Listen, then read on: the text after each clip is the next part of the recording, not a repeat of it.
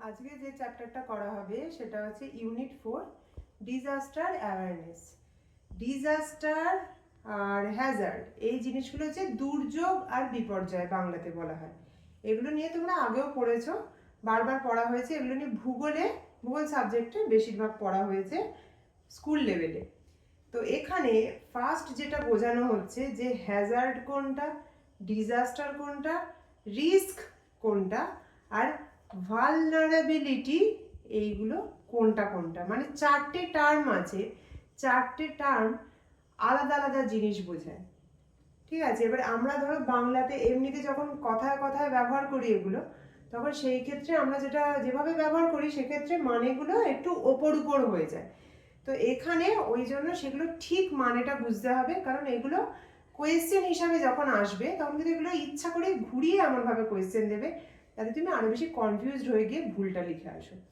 তো এখানে দেখো ঠিক করে বুঝতে হবে যে কোনটার মানে কোনটা।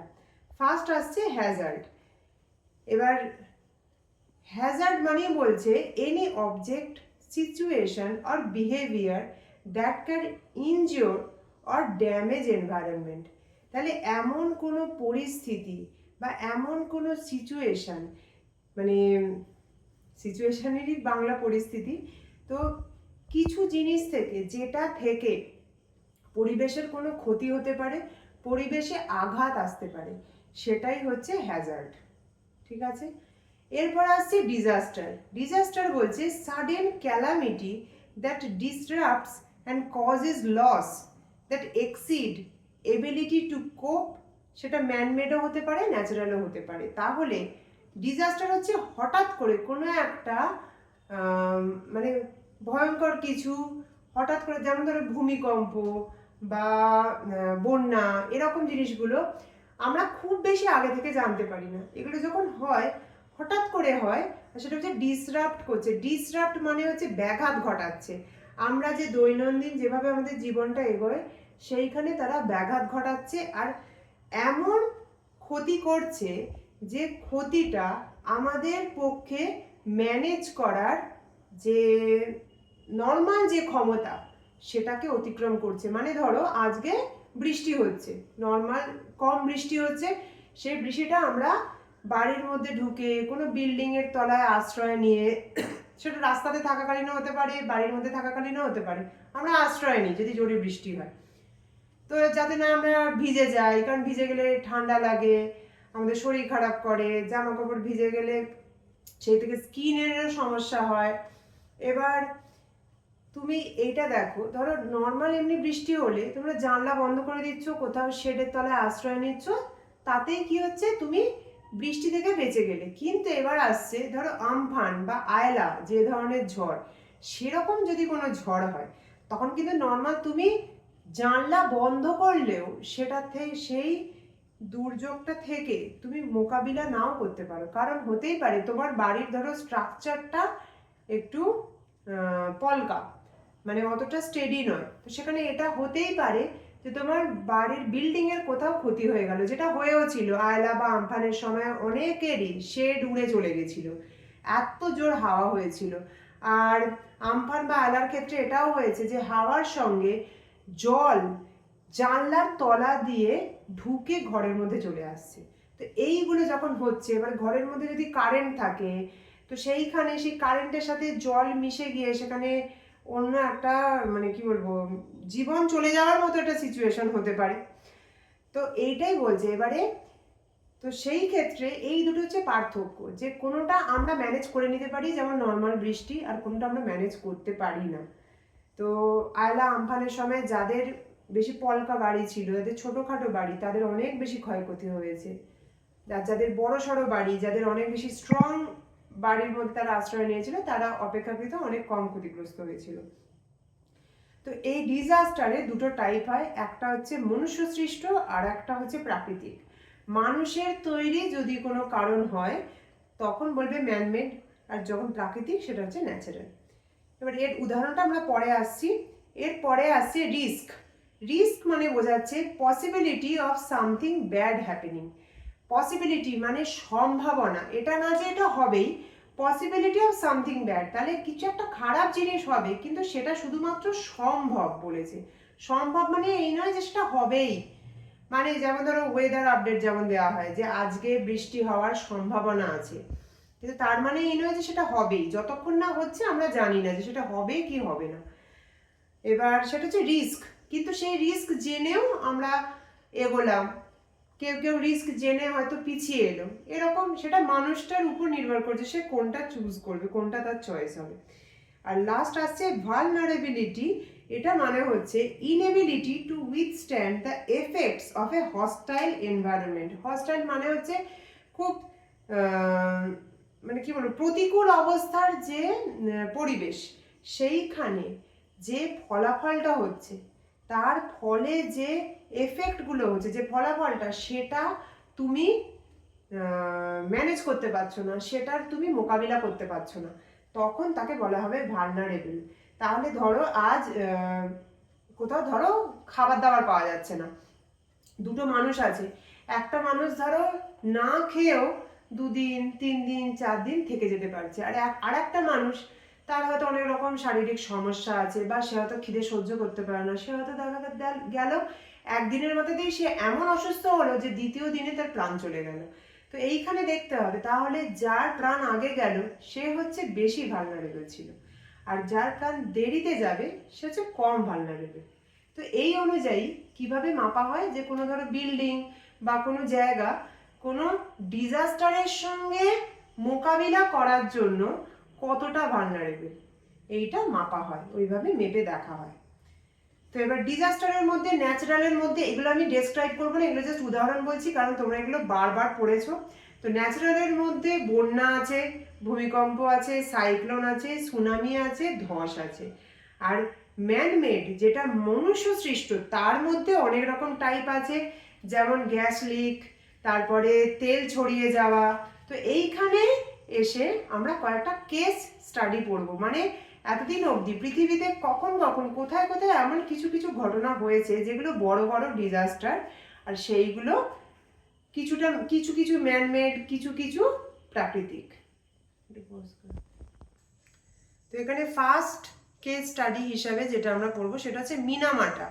মিনামাটা হচ্ছে, মিনামাটা নামটা তোমরা আগে পড়েছো, সেটা হচ্ছে পারদের বিষক্রিয়াতে যে অসুখটা হয় সেটার নাম হচ্ছে মিনামাটা। এটা কেন এসছে নামটা, কারণ এটা জাপানের একটা জায়গাতে চিসো কর্পোরেশনের থেকে এসেছে, সেটা হচ্ছে পারদের বিষক্রিয়া হয়ে ছড়িয়ে পড়ে। সেটা 1932 সাল থেকে শুরু হয় সেটা ছড়ানো, মানে একটা ধরো ইন্ডাস্ট্রিতে সেটা পারদ কোনো কাজে লাগাচ্ছে, সেটা ফেলে দিচ্ছে, মানে আশপাশে যে মানুষজনরা থাকে তাদের শরীরে ঢুকছে, কিন্তু তার বিষক্রিয়া কিভাবে হচ্ছে, তার এফেক্টে কি হচ্ছে, সেটা শুরু হয়েছিল 1932 সালে, কিন্তু ডায়াগনোজ হয়েছে মানে ধরা পড়েছে 1956 সালে।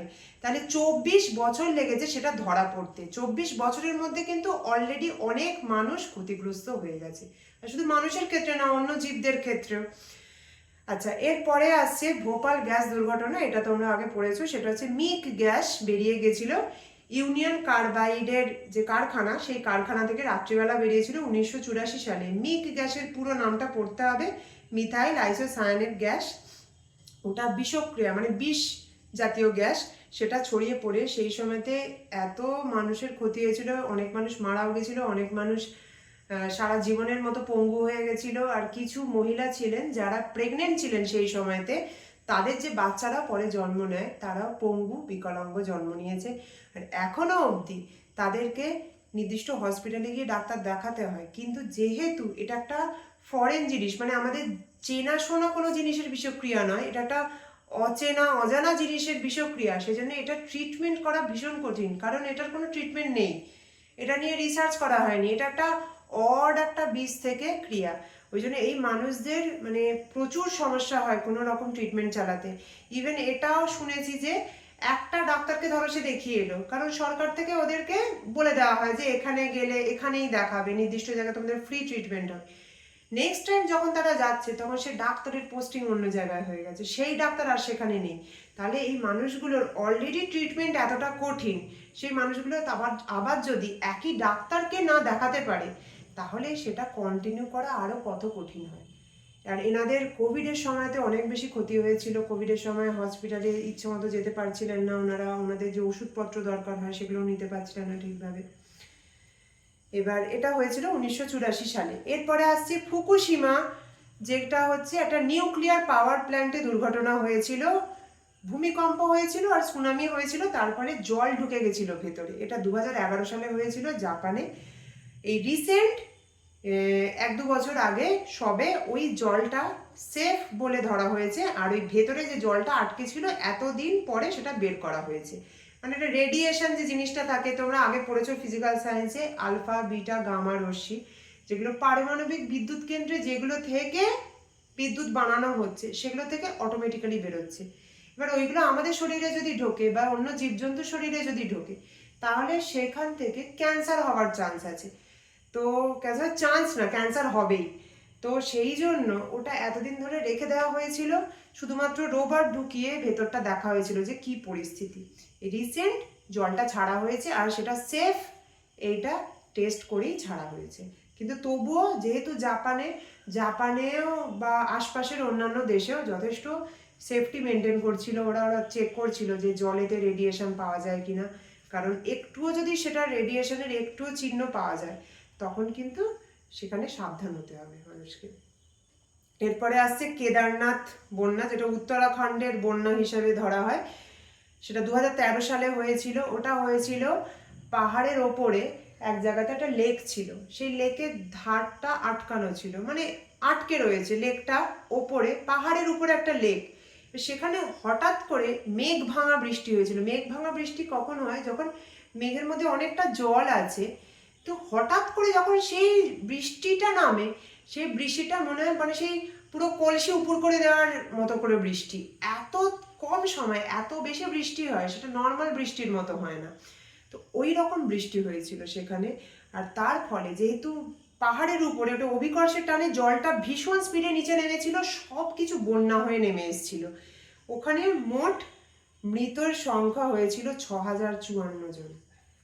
আচ্ছা, এরপরে আসছে আয়লা আছে। আয়লা 2009 সালে একটা সিভিয়ার সাইক্লোনিক স্টর্ম হিসাবে একটা ঝড় হয়েছিল। আর তারপরে বলা যেতে পারে কোভিড-19 কথা, যেটা 2019 সালে প্রথম ধরা পড়েছিল বলে সেটা ওইটা নাম, যে কোভিড-19, যেটা করোনা ভাইরাস, যেটা প্রথম চীন থেকে শুরু হয়। আর লাস্ট আসছে আমপান, যেটা 2020 সালে, সেটা হচ্ছে সুপার সাইক্লোনিক স্টর্ম।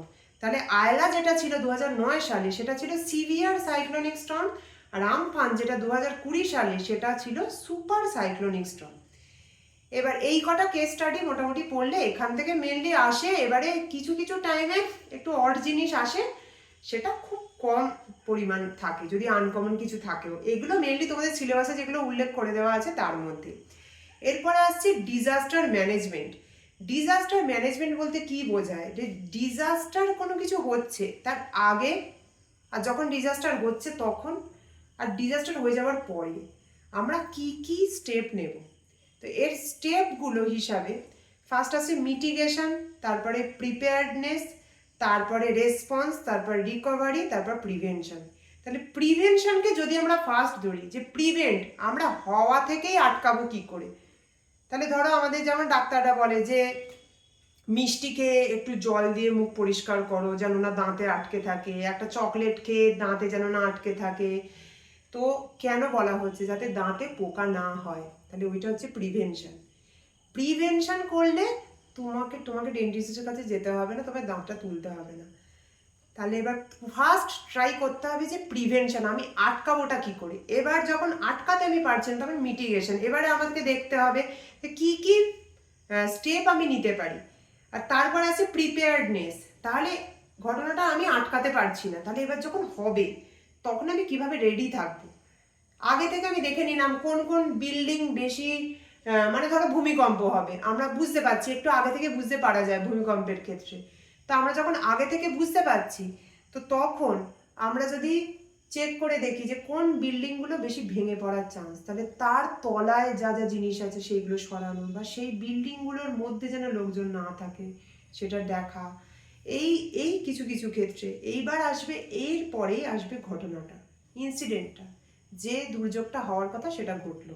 তারপরে আসবে রেসপন্স আর রিকভারি। রেসপন্স মানে হচ্ছে আমি কিভাবে সেটার কি বলবো, রেসপন্সটা দিচ্ছি, মানে হচ্ছে আমি কিভাবে সেটার প্রতি রিয়াক্টটা করছি। যে আজ ভূমিকম্প হলো, আচ্ছা ঠিক আছে, আমি গিয়ে হয়তো কয়েকটা মানুষকে বাঁচালাম ফার্স্ট কাজ হিসাবে, কোথাও হয়তো ভেঙে টেঙে কিছু পড়েছিল, সেগুলোকে একটু ঠিকঠাক করা হলো, এইগুলো হচ্ছে রেসপন্স। আর তারপরে আছে রিকভারি।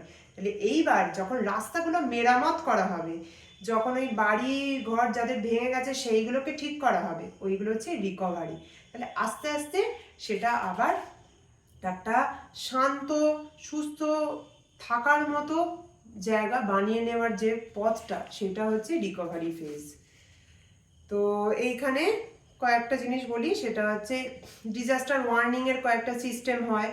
তো সেই ওয়ার্নিং সিস্টেমের মধ্যে ধরো ফ্লাড আর ড্রাউট, এই কয়েকটা জিনিস রয়েছে, যেমন যে কখন বন্যা হবে, কখন খরা হবে। এই যেমন এই বছরে যেমন বলেই দিয়েছে যে বারবার ওয়ার্নিং দিয়ে দিয়েছে যে আমাদের ভারতে এই বছরে বর্ষাকালে বৃষ্টি কম হবে সব জায়গাতেই।